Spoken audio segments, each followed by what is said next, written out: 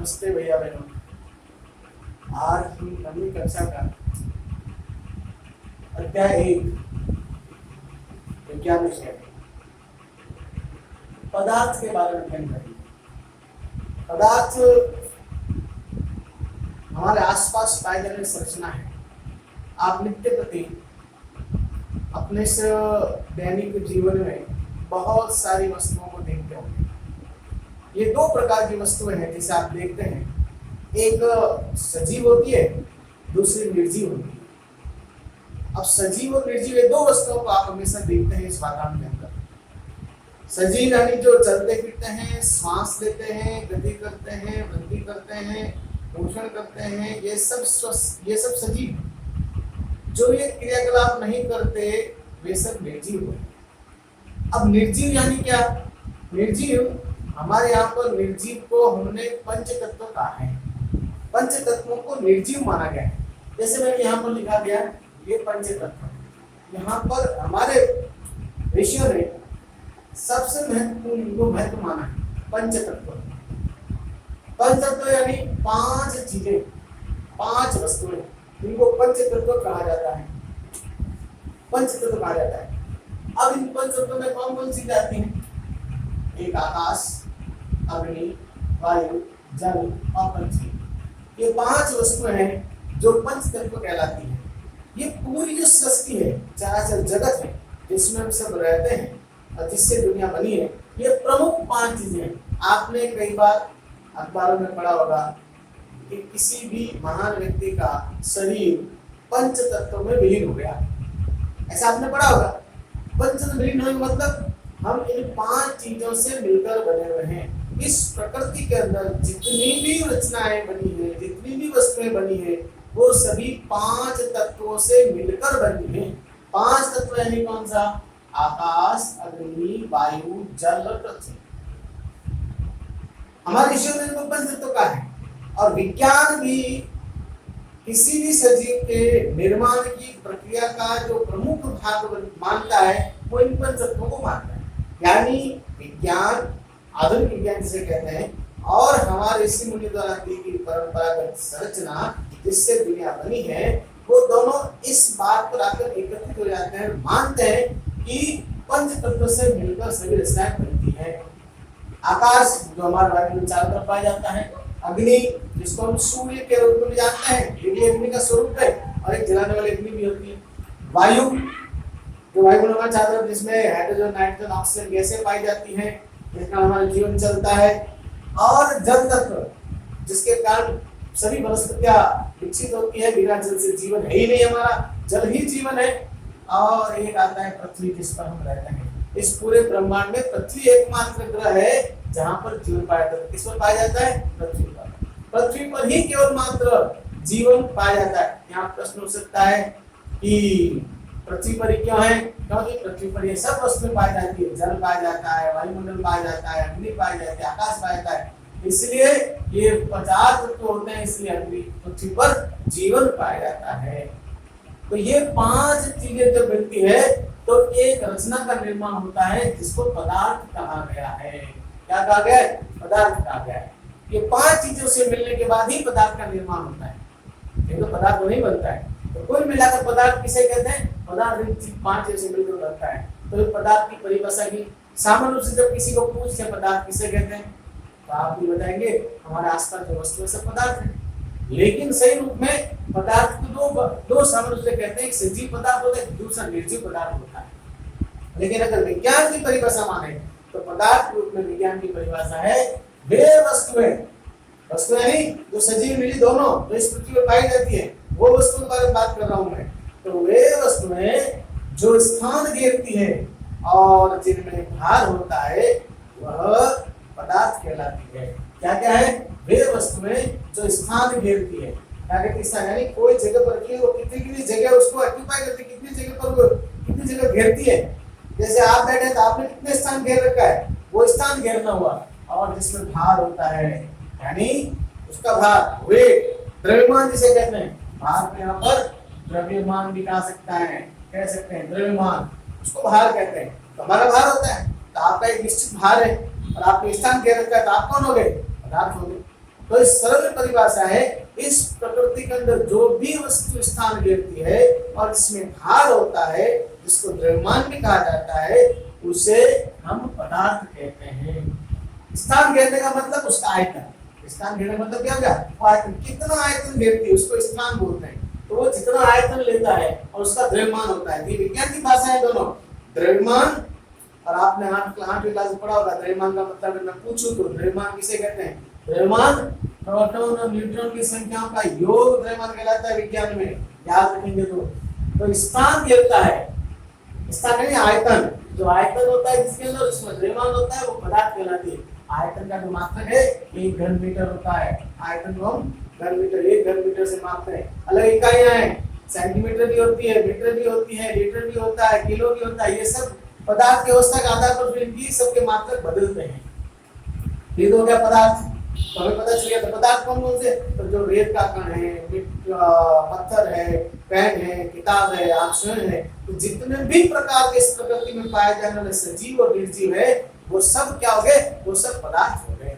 आधी बात का समझ में। तो एक बार वापिस से बोलता हूँ, जो स्थान घेरता है और जिसमें भार होता है, वे सभी पदार्थ होते हैं। ये पदार्थ की परिभाषा हो गई।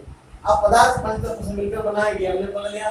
फिर आता है कि पदार्थ जो है वह यूं तो सजीव निर्जीव 2 रूप में पाए जाते हैं, लेकिन विज्ञान की भाषा में वह 2 प्रकार के बताए गए हैं, एक भौतिक और एक रासायनिक। एक भौतिक और एक रासायनिक। भौतिक यानी जो बाह्य रूप से जो दिखते हैं, बाहर रूप से कैसे दिखते हैं, उसको भौतिक स्वरूप बोलते हैं, वो भौतिक स्वरूप कहलाता है। यानी जिनके निर्माण की प्रक्रिया कैसे हो, यानी वो किस रूप से दिखते हैं। और दूसरा है रासायनिक प्रक्रिया, रासायनिक पदार्थ, यानी वो विभिन्न प्रकार के पदार्थ आपस में क्रिया करके जो नई रचनाएं बनाते हैं, उसको रासायनिक पदार्थ। लेकिन हमको यहाँ पर अभी हम सिर्फ भौतिक प्रकार के पदार्थों को पढ़ेंगे, इसको भी यहाँ 9th में नहीं पढ़ेंगे। तो आता है भौतिक पदार्थ का भौतिक स्वरूप। क्या आता है? पदार्थ का भौतिक स्वरूप। पदार्थ के कौन कौन स्वरूप होते हैं? तो सबसे पहले आता है पदार्थ जो है वो सूक्ष्म कणों से मिलकर बनता है। पदार्थ का स्वरूप होता है, तो पदार्थ जो भी पदार्थ होगा वो पदार्थ छोटे छोटे कणों से मिलकर बनता है। चाहे कोई भी हो, हम भी हैं, वो छोटे छोटे रचनाओं से मिलकर बने हैं। तो सबसे पहले सूक्ष्म कण थे, वो सूक्ष्म कण को हम अलग अलग नाम देते हैं। तो कार्बन है, हाइड्रोजन है, ऑक्सीजन है, और इन चीजों से मिलकर बने। तो पंचतत्व है, इन पंचतत्व से मिलकर बने। तो अब जल है, जल में हाइड्रोजन है, ऑक्सीजन है, तो इनसे मिलकर बनते हैं। ये जब मिलते हैं आपस में, तो फिर हम विज्ञान इसको क्या नाम देता है? कार्बोहाइड्रेट्स, प्रोटीन, विटामिन, इन सब से मिलकर हमारा जो शरीर है वो कार्बोहाइड्रेट, प्रोटीन, विटामिन, न्यूक्लियोप्रोटीन, इन चीजों से मिलकर बना है। आगे आगे हम अध्ययन पढ़ेंगे। ये जब मिल जाते हैं तो आपस में हम तब धीरे धीरे कोशिका बनती है। कोशिका फिर उत्तक बनता है, उत्तक अंग बनाता है, अंग तंत्र बनाता है। इस प्रकार हमारा शरीर का स्वरूप निर्माण होता है।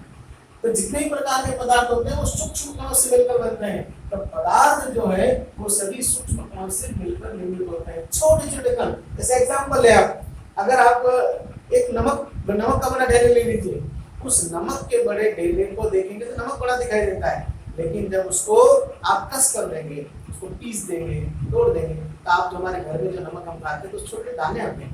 पहले वो बड़ा होता है, लेकिन अब वो पीस के छोटे दाने में परिवर्तित हो गया, तो सूक्ष्म कण हो गए।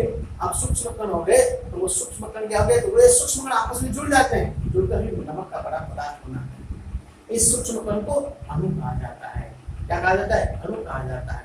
इस सूक्ष्म कणों को हम अणु भी कहते हैं। क्या कहते हैं? अणु भी कहते हैं। सूक्ष्म कणों को अणु के रूप में भी जाना जाता है। तो पदार्थ जो है वो सूक्ष्म कणों से मिलकर बनता है, इन सूक्ष्म कणों को अणु कहते हैं। आगे हम पढ़ेंगे अणु, परमाणु, इन सब की परिभाषा पढ़ेंगे, लेकिन अभी पदार्थ सूक्ष्म कणों से मिलकर बनता है। किससे मिलकर बनता है? सूक्ष्म कणों से मिलकर बनता है। अब इन कणों के कौन कौन से गुण होते हैं? तो पदार्थ के कणों के गुण पढ़ते हैं। आपस में कण जुड़ते हैं, उनके आपस में इनके कौन कौन से गुण जिससे पदार्थ का निर्माण होता है? तो पदार्थ के निर्माण में सबसे पहला होता है कि पदार्थ के निर्माण में इन पदार्थ के जो कण होते हैं, कणों का सबसे पहला गुण होता है कि इनके अंदर रिक्त स्थान पाया जाता है, जगह होती है इनके बीच में। अब कैसे पता चलेगा इनके बीच रिक्त स्थान होता है? एक प्रयोग द्वारा समझते हैं। आप एक बीकर ले लीजिए, इस बीकर के अंदर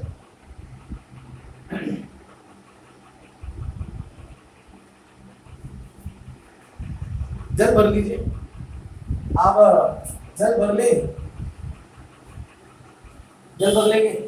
जल भरने के बाद इसके अंदर हम नमक NaCl जिसको नमक कहते हैं, क्या कहते हैं, नमक। ये रासायनिक नाम है NaCl और नमक सामान्य भाषा में नमक बोलते हैं।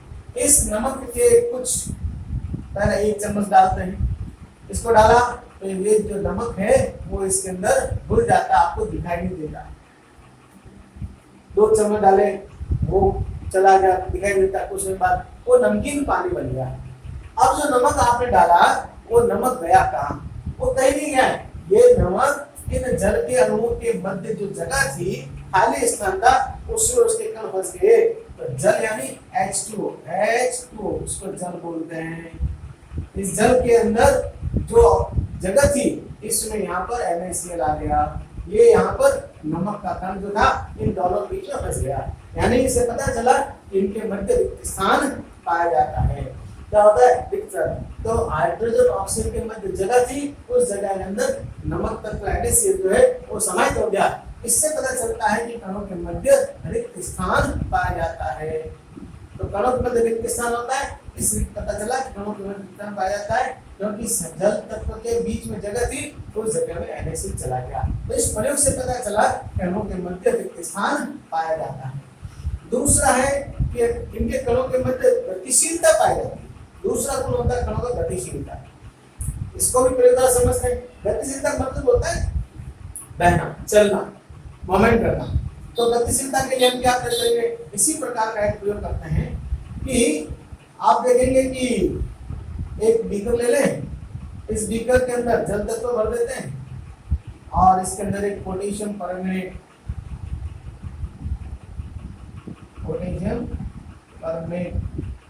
में इसके टिक्के डाल देते हैं और फिर इसको वो गर्म करते हैं।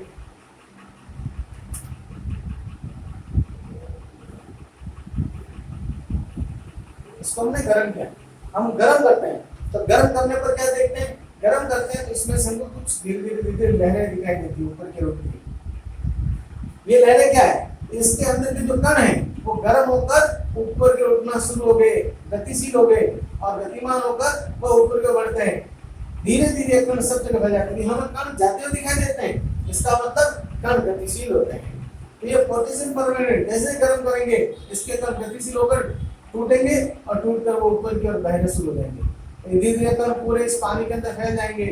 इस आधार पर कहते हैं कि कणों के मध्य गतिशीलता पाई जाती है। एक बीकर लिया, इसके अंदर पोटेशियम परमैंगनेट रखा, जल तत्व लिया, गर्म किया, तो इसके अंदर आप देखेंगे ऊपर की ओर जाते दिख रहे हैं। और अगर एग्जांपल लेना हो, हम गर्म पानी करते हैं, उसमें रॉड डाली होती है, जब उसको ध्यान से आप देखोगे तो उसके अंदर पानी क्यों बहता हुआ दिखाई देता है? वो पानी क्या बह रहा है? कुछ नहीं है, जो जल के कण है हाइड्रोजन ऑक्सीजन वो आपको घूमते हुए दिखाई देते हैं। वो गर्म होकर ऊपर उठते हैं, उनकी जगह ठंडा स्थान लेना, ठंडे जो कण है उसका स्थान लेना आ जाते हैं। इस प्रकार यह हम कह सकते हैं कि कणों के मध्य गतिशीलता पाई जाती है। ये गतिशीलता जैसे जैसे गर्म होंगे वैसे वैसे गतिशीलता बढ़ती जाएगी। इसको गतिज ऊर्जा बोलते हैं। जैसे इसकी ऊर्जा बढ़ेगी उसको और ऊर्जा देंगे, ये गतिशीलता बढ़ती जाएगी। तो हवाएं जब चलती है उसके अंदर अणु बहते हैं। तो हवाएं जब बहती है तो हवा के अंदर हाइड्रोजन ऑक्सीजन जो कण है वो बहते हैं, इधर से उधर जाते रहते हैं। इसी प्रकार एक प्रयोग द्वारा समझा कि इसमें गतिशीलता पाई जाती है। तो गर्म करते हैं, गर्म करने पर ऊपर की ओर प्रवाहित होते हैं, इसको बोलते हैं गतिशीलता। तीसरा आता है आकर्षण बल।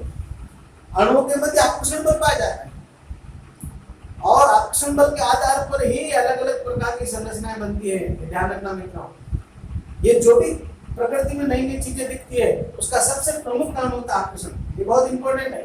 आकर्षण के कारण ही सब कुछ खेल। आज प्रकृति के अंदर जितनी भी रचना है वो स्थिर अवस्था में, क्योंकि सबके मध्य आकर्षण बल पाए जाते हैं।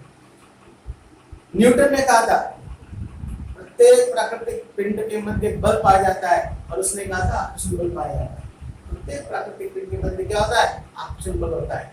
तो ठीक इसी प्रकार जितने भी सूक्ष्म कण इस प्रकृति में जो भी कण है प्रत्येक कण के मध्य आकर्षण बल होता है और उसी आकर्षण बल से वो जुड़े होते हैं। अब किसी में आकर्षण बल कम होता है, किसी में आकर्षण बल अधिक होता है, तो ये आकर्षण अधिकता और कमता के आधार पर अलग अलग अणु व्यवस्थित होते हैं और अणुओं के व्यवस्थित होने के बाद ये अवस्थाएं बन जाती है, जिसको पदार्थ की अवस्थाएं कहते हैं। जिसके बारे में हम बाद में पढ़ेंगे। तो ये आकर्षण बल, एक आकर्षण बल अणुओं में पाया जाता है। तो आकर्षण बल को एग्जाम्पल जैसे हमारी किताब में एक एग्जाम्पल दे रखा है, आसाम का एक बहुत प्रसिद्ध नृत्य है जिसको बिहू नृत्य कहते हैं, जिसमें महिलाएं एक दूसरे की बाहों को एक दूसरे में डालकर पकड़कर घेरा बनाती है, जो मजबूती के साथ घेरा होता है जिसको तोड़ नहीं पाते। इस प्रकार के हम आपस जुड़ जाते हैं।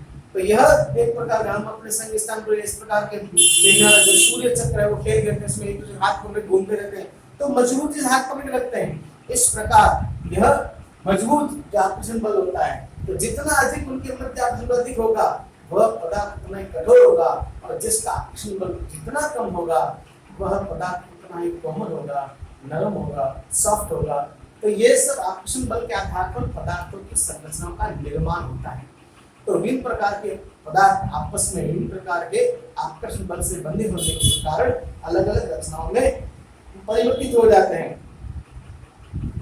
तो ये इस प्रकार यह हमने इन क्रियाकलाप के माध्यम से समझने का प्रयास किया कि यह पदार्थ कौन कौन सी अवस्थाएं बना सकते हैं। तो ये आपस में रिक्त स्थान होना, गतिशीलता होना, आकर्षण बल होना, इसके आधार पर अलग अलग पदार्थों की संरचना का निर्माण होता है।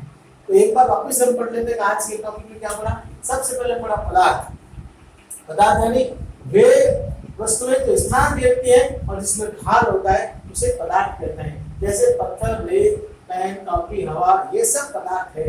तो जो भी सजीव निर्जीव है वो सब पदार्थ माने जाते हैं। ध्यान रखना। आप सुन पास हम कैसे जितने सजीव रचना है, निर्जीव रचना है, वो सब पदार्थ है। दूसरे ऐसे भी पदार्थ जो है पंच तत्वों से मिलकर बनते हैं। विज्ञान भी कहता है, हमारा अध्यात्म भी कहता है। पदार्थ के प्रकार दो रूप में प्रकार पदार्थ इस विज्ञान विषय में पाए जाते हैं, एक भौतिक रूप में, रसायन रूप में। हम यहाँ पर भौतिक स्वरूप को पढ़ रहे हैं हमारी कक्षा के अंदर। भौतिक स्वरूप यानी ये किस प्रकार के कणों से मिलकर बनता है उसको भौतिक स्वरूप कहते हैं। तो ये कणों से मिलकर बना होता है, इन कणों से मिलकर बनने से उसका भौतिक स्वरूप का निर्माण होता है।